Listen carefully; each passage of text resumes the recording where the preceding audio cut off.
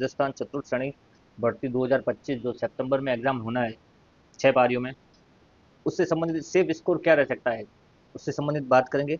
परीक्षा पैटर्न को देखेंगे और सेफ स्कोर क्या रह सकता है उससे संबंधित बात करेंगे। एग्जैक्ट तो नहीं, अनुमान लगाएंगे उसके हिसाब से, क्योंकि सेफ स्कोर तो पेपर होने के बाद ही पता चलता है कि किस लेवल तक इसमें कट ऑफ जा सकती है, लेकिन जो पद है और जितनी बड़ी वैकेंसी है उस हिसाब से देखें तो एक अनुमान लगा सकते हैं कि सेफ स्कोर क्या रहेगा। तो इस सेशन में चतुर्थ श्रेणी भर्ती 2025 में सेफ स्कोर क्या रह सकता है उससे संबंधित बात करेंगे, अनुमान लगाकर, वो भी तथ्य के साथ।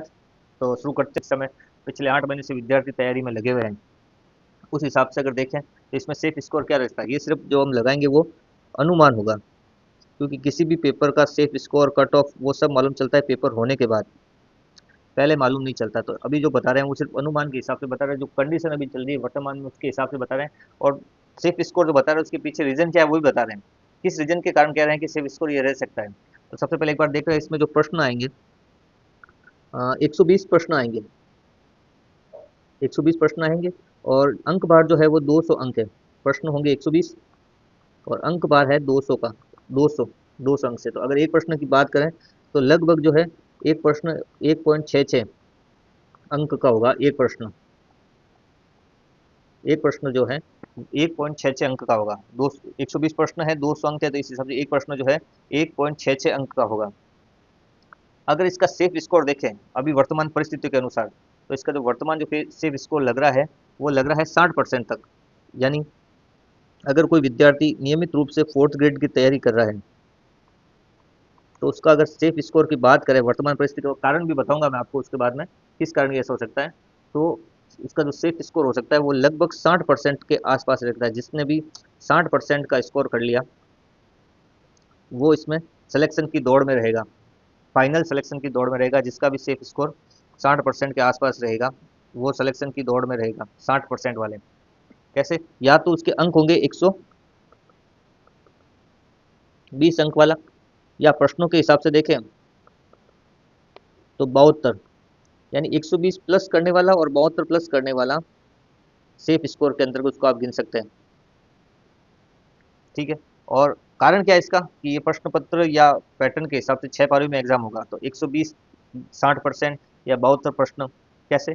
कारण ये है कि ये जो है पहले तो ये अनुमान है पेपर का, जो मैं एक बार और बताता हूँ, ये जो मैं बता रहा हूँ ये अनुमान बता रहा हूँ। एक्चुअल जो रिजल्ट या पेपर का स्तर मालूम चलेगा वो पेपर होने के बाद ही मालूम चलेगा। लेकिन ये 60%, 120 अंक या 72 प्लस अंक में इसलिए कारण बता रहा हूँ। सबसे पहली बात तो ये कि पेपर होना चाहिए औसत, पेपर का स्तर कब कैसा होना चाहिए, पेपर होना चाहिए औसत स्तर का। कारण बता रहा हूँ इसके, ये ऐसा क्यों हो, एक 60% पर क्यों रहेगी मेरिट, या 60 प्लस वालों का नंबर क्यों आएगा, उसका कारण है कि सबसे पहला पेपर जो है, पेपर का जो स्तर है वो हो औसत, औसत स्तर का पेपर होगा, तो चांस इसके रहेंगे। दूसरा, पेपर एक आउट नहीं होना चाहिए, पेपर कैसा होना चाहिए, ईमानदारी से पेपर आउट नहीं होना चाहिए, कहीं से भी एग्जाम सेंटर से कहीं से भी आउट नहीं हो। तीसरा बात, नॉर्मलाइजेशन पे डिपेंड करेगा ये थोड़ा सा, एक फैक्टर ये भी चलेगा साथ साथ में, क्योंकि एग्जाम जो है 6 पारियों में है, तो पेपर का जो स्तर होता है कभी कभी अलग अलग पारियों में अलग अलग रह जाता है, तो उसके हिसाब से जो इसका एक फैक्टर रहेगा वो नॉर्मलाइजेशन भी रहेगा।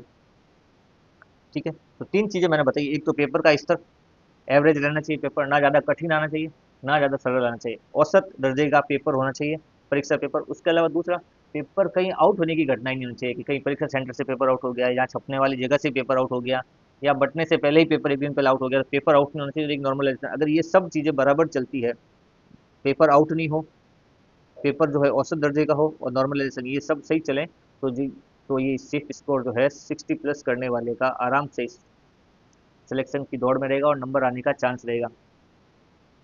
उसके अलावा अगर विस्तृत रूप से एक बार बताऊं मैं आपको इसमें ही,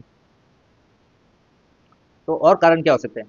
पहला कारण, एक तो ये तीन मुख्य कारण हो गए। उसके अलावा अगर आप कारण की बात करोगे तो पहला कारण इसमें ये भी बनता है कि इसका जो सिलेबस है वो बड़ा है। सिलेबस क्या है, बड़ा और विस्तृत है।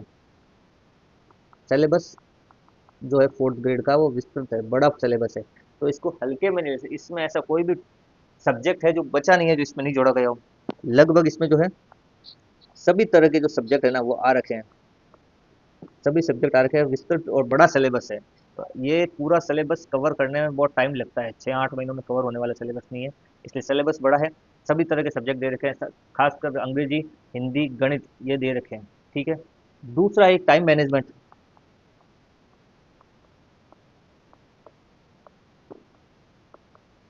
तीसरा एक जो पॉइंट बनता है इसका वो बनता है टाइम मैनेजमेंट। टाइम मैनेजमेंट कैसे? क्योंकि 120 प्रश्न है और 2 घंटे का समय है, तो लगभग एक प्रश्न के लिए 1 मिनट निर्धारित किया गया है। लेकिन जीके के प्रश्न जो है वो 1 मिनट के अंदर अंदर हल किए जा सकते हैं, लेकिन इसमें अंग्रेजी और गणित के जो प्रश्न हैं 1 मिनट से ज़्यादा समय में हल होंगे।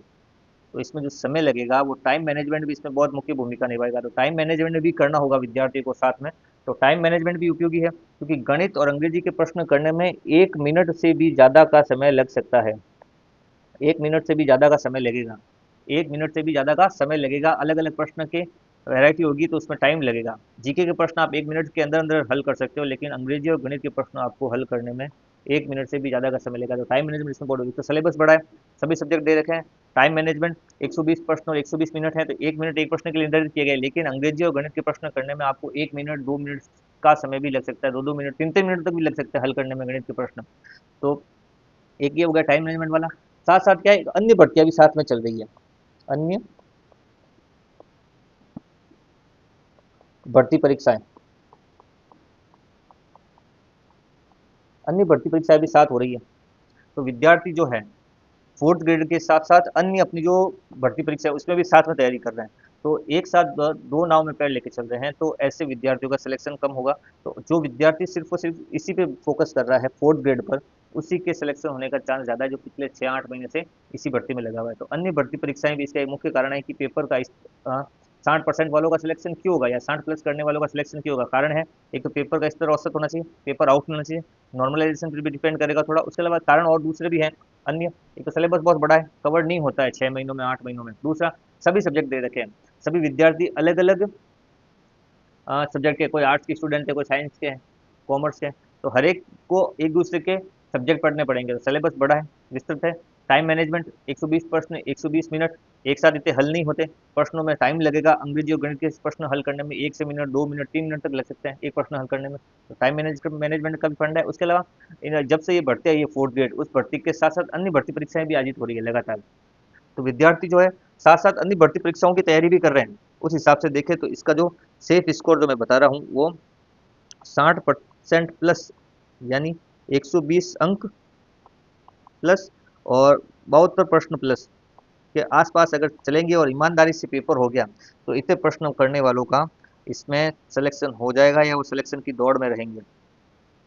तो ये सेफ स्कोर से संबंधित अनुमान है मेरा ये।